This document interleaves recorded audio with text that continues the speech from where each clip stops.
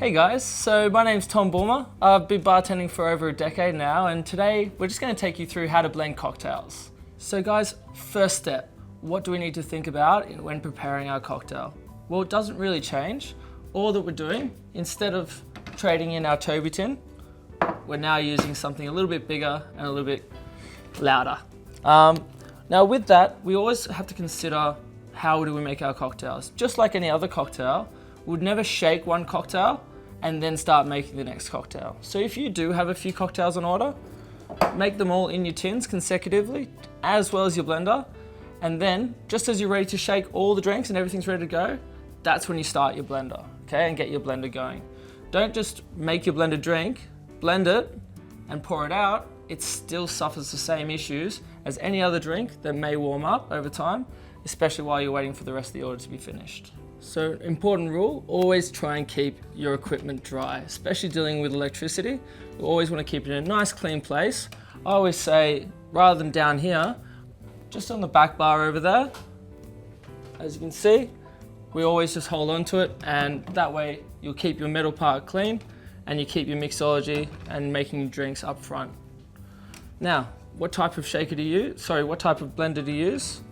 I always say plastic where possible, just because of how durable it is behind the bar, but more than likely you're going to be using glass.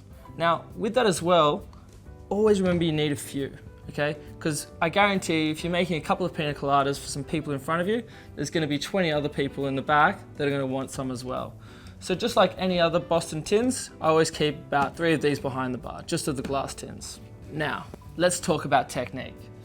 Right, when we're using our blender, always remember that we've got different ways in which we want to blend, okay?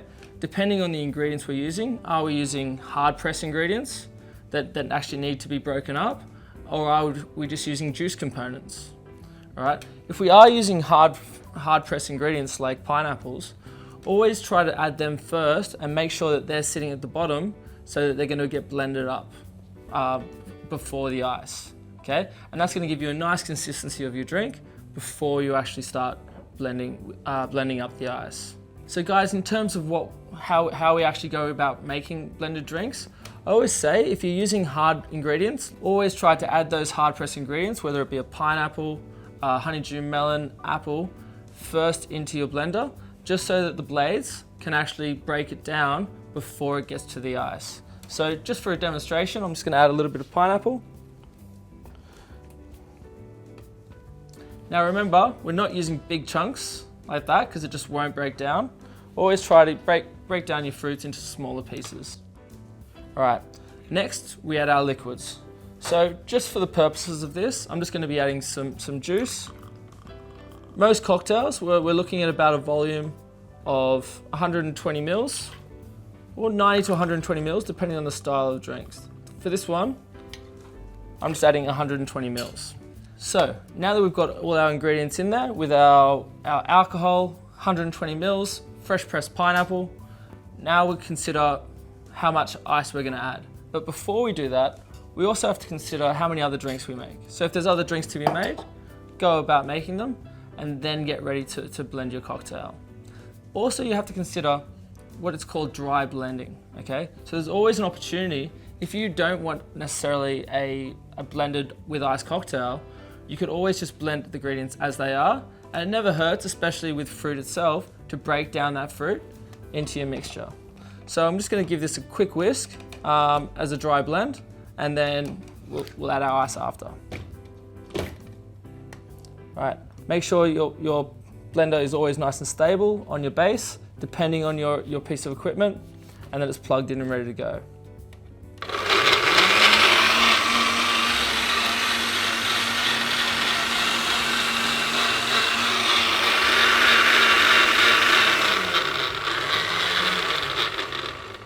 Now, you'll see I've just stopped it there.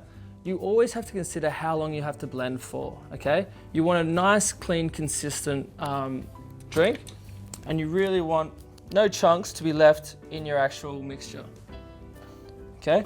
So I can see that in here, I can't see any excess pineapple chunks. It's nice, it's ready to go, okay? Now, from here, what you can do is now take this whole mixture add it to a shaker, shake it, and make a different style of drink, okay? This is where dry blending really comes in handy. But for today's purposes, we're actually intending to make blended drinks with ice. So first step, my ice scoop.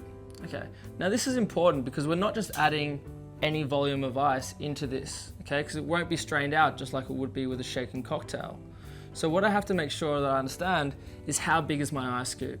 For today's purposes, this is a 24-ounce ice scoop, okay, with 120 ml volume, up to 150 with the pineapple. I'm going to be adding 12 ounces of crushed ice.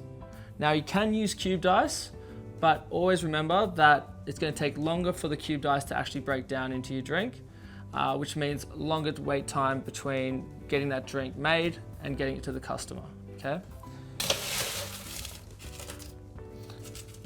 And again, dilution is key, okay? Remember, if this comes out as too much of a slush puppy, it's not going to hit the palate with the correct viscosity, and it's going to leave the palate just feeling like an icy pole, okay? Whereas if it's too thin, it's just going to taste watery, okay? So there you go, I've got 12 ounces of ice in a 24-ounce ice scoop. And I get that blending straight away.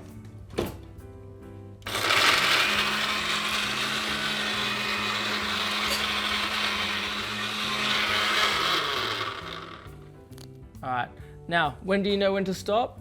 Generally speaking, you'll stop hearing the cracking of the ice as it hits the blade, okay? It takes a little while to get used to, but until you are, just always, don't be afraid to just have a little look. And if it needs some more time on the blender, say la vie. Glassware is also very important. What size glass are you gonna need? Am I serving it in a large enough vessel for the drink itself? If there's leftovers in the actual shaker, that means that fundamentally, the amount of alcohol you add to the drink isn't being actually given to the customer, okay? You're short pouring them. So always try and make sure that your drink vessel matches the volume that you've got left in your shaker. Perfect.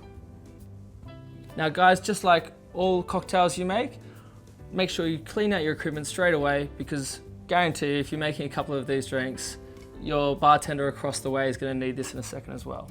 Now garnish, always important. Not saying you have to go tropical, but it's always advised.